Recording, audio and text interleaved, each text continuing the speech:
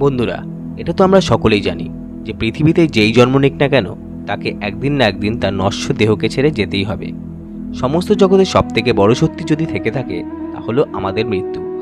হিন্দু ধর্মে দেখা যায় কোনো পরিবারে যদি কেউ মৃত্যুবরণ করে সেই পরিবারে মানুষেরা 13 দিন পালন করে।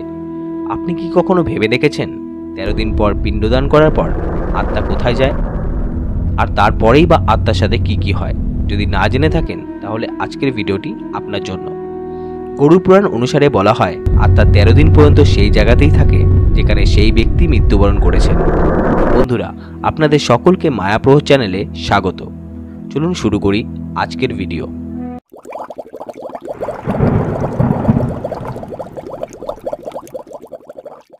তেরো দিন পর আত্মার কি হয় জানার আগে আমরা জেনে নিই এই 13 দিন ধরে আত্মার সাথে কি হয়। গরুড় পুরাণ অনুসারে আমাদের শরীর থেকে যে শক্তি বের হয় যাকে আমরা আত্মা বলি তা অবিনশ্বর, অর্থাৎ এর কোনো মৃত্যু নেই, শুধুমাত্র এক দেহ থেকে আরেক দেহে স্থানান্তর ঘটে। গরুড় পুরাণ অনুযায়ী জীবাত্মাকে নানা রকম পরিস্থিতির মধ্য দিয়ে যেতে হয় যা অনেকটাই কষ্টদায়ক। মৃত্যুর পর আত্মা কিছুটা সময় অচেতন অবস্থায় থাকে। তারপর আত্মার এমন অনুভব হয় যেন কঠোর পরিশ্রমের পর কোনো মানুষ গভীর নিদ্রাতে আছে। তারপর কিছুক্ষণ পর আত্মা অচেতন অবস্থা থেকে সচেতন অবস্থায় যায় এবং তার নিকট মানুষগুলোকে ডাকাডাকি করে, কিন্তু তার ডাক কেউ শুনতে পায় না।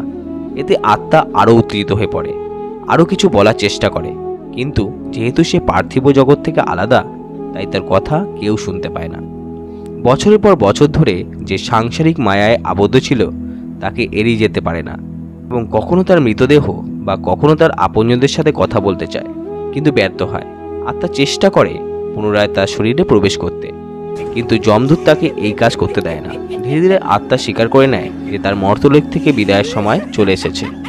বন্ধুরা, গরুড় পুরাণ অনুযায়ী যমদূতেরা আত্মাকে মৃত্যুর পর 24 ঘন্টার জন্য যমলোকে নিয়ে যায় এবং সেখানে তাকে দেখানো হয় যে সে কত পাপ আর কত পুণ্য করেছে। তারপর তাকে আবার সেই ঘরেই ছেড়ে দেওয়া হয়।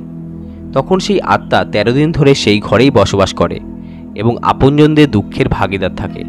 বন্ধুরা, এই কারণে মৃত্যুর পর 13 দিন ধরে অনেকগুলি আচার অনুষ্ঠান করা হয়। এই সময় আত্মা এতটাই দুর্বল হয়ে পড়ে যে কোথাও ভ্রমণ করতে পারে না। তারপর পরিবারের সদস্যরা পিণ্ডদান করে। 13 দিনের পর প্রয়োজনীয় আচার অনুষ্ঠান সম্পাদন করে যা আত্মাকে শক্তি প্রদান করে। শুধু তাই নয়, পিণ্ডদানের সময় দেওয়া খাবার 1 বছর আত্মাকে শক্তি দেয়। আত্মার একা যমলোক পৌঁছাতেও 1 বছর সময় লাগে। এই পিণ্ডদানকে খুবই গুরুত্বপূর্ণ মনে করা হয়। অন্যদিকে যাদের পিণ্ডদান করা হয় না তাদের যমদূতেরা 13তম দিনে যমলোকে টেনে নিয়ে যায়। এতে ব্যক্তির আত্মাকে অনেক কষ্ট পেতে হয়। গরুড় পুরাণ অনুসারে আত্মা যখন যমলোকের উদ্দেশ্যে রওনা হয় তখন সে 3 ধরনের পথ দেখতে পায়, যেমন অর্চি মার্গ, ধূম মার্গ এবং উৎপত্তি বিনাশ মার্গ।